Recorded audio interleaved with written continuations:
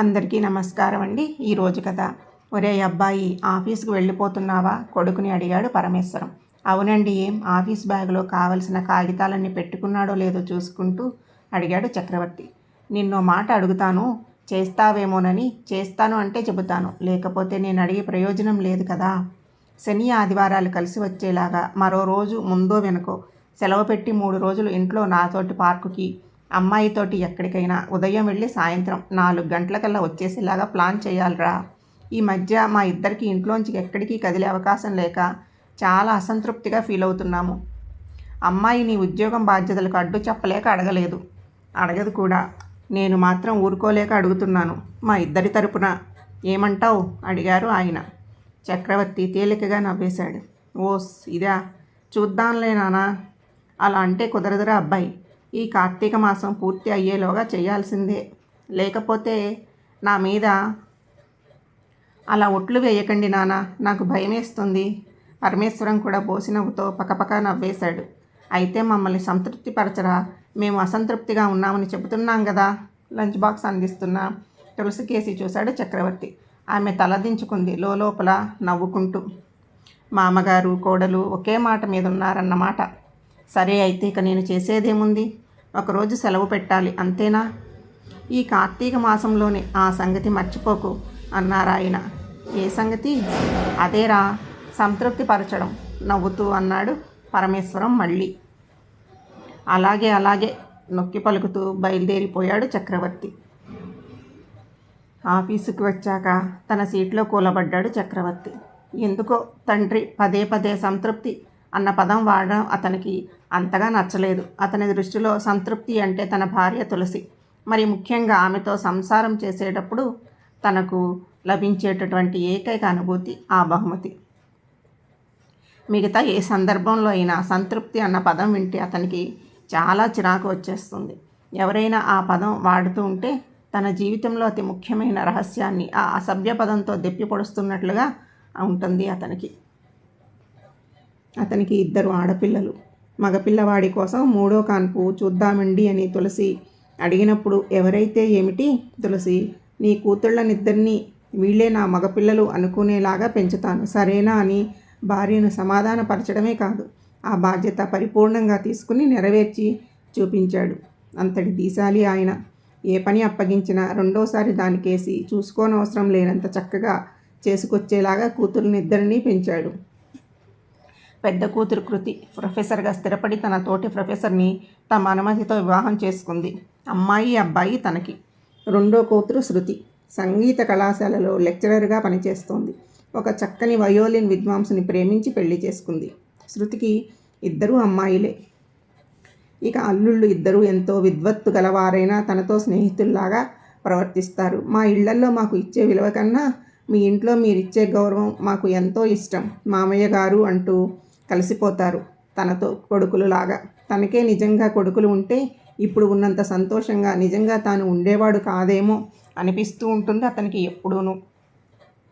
ఇక తండ్రితో అసలు తనకి గొడవే లేదు. తన తల్లి పోయాక గ్రామంలో ఒక్కడిని ఉంటాను అంటే అక్కడ ఇల్లు అమ్మేసి తనతోటే ఉండేలాగా నచ్చచెప్పి ఒప్పించాడు. పెట్టింది తింటారు, కావాల్సింది అడుగుతారు. ఇంటికొచ్చే బంధువుల దగ్గర నుంచి పాలవాడు పేపర్వాడు అందరితోటి ఎంతో సఖ్యంగా నవ్వుతూ మాట్లాడతారు. అప్పుడప్పుడు వాళ్ళ కష్టసుఖాలు అడిగి తెలుసుకుంటూ ఉంటారు. తోచిన సహాయం చేస్తూ ఉంటారు. అందరికీ తలలో నాలుకలాగా. మనవరాళ్ళు కనిపిస్తే చాలు వాళ్ళు ప్రతిభా పాఠవాలను మెచ్చుకుంటూ ఆకాశానికి ఎత్తేస్తారు. ఇక మునిమనవలు వస్తే వాళ్ళతో పాటు కుర్రవాడైపోయి వాళ్ళ అప్పుడే గొప్ప పొజిషన్స్లో ఎదిగిపోవాలి అన్నంతగా ఉత్సాహపరుస్తారు, ప్రోత్సహిస్తారు. అసలు తమ కుటుంబంలో లేనిదే ఈగో. ఇక ఉన్నది కేవలం ఏదో అసంతృప్తి. అది తనకి తండ్రికి మాత్రమే.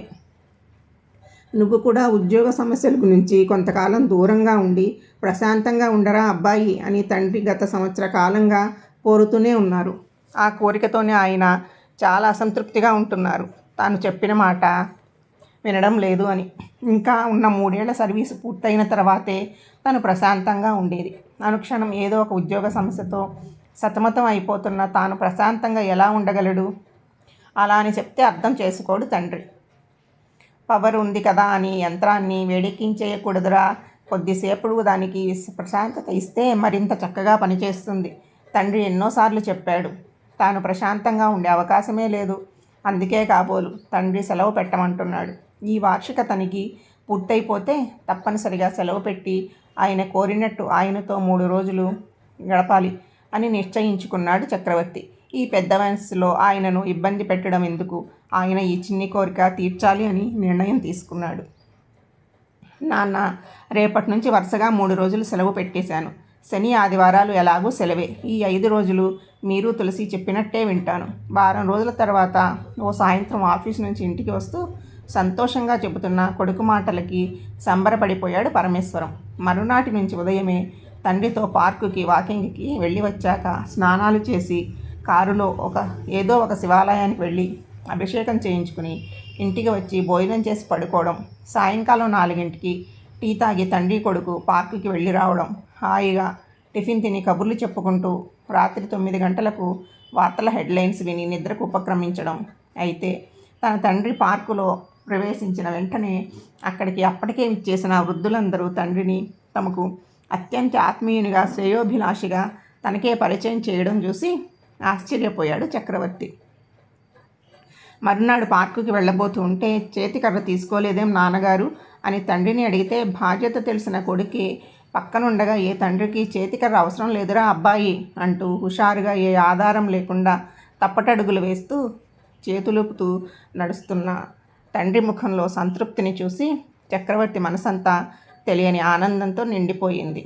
తండ్రి చెప్పిన మాట వినడం తండ్రికి చాలా సంతోషాన్ని, సంతృప్తిని కలిగించిందని, ఆ పని తాను చేసినందుకు ఆయన ఎంతగానో పొంగిపోయాడు. 4 రోజులు ఒకదాన్ని మించిన మరొక అనుభూతిని మిగుల్చుతూ సాగిపోయాయి ప్రశాంతంగా. 5వ రోజు పొద్దున్నే 6 తండ్రి లేవకపోవడం చూసి, తులసి, నాన్నగారు ఎంత లేపినా లేవడం లేదు, నాకెందుకో భయంగా ఉంది, ఒకసారి నువ్వు పిలిచి చూడు అన్నాడు నుదుట పట్టిన చెమటలు తుడుచుకుంటూ.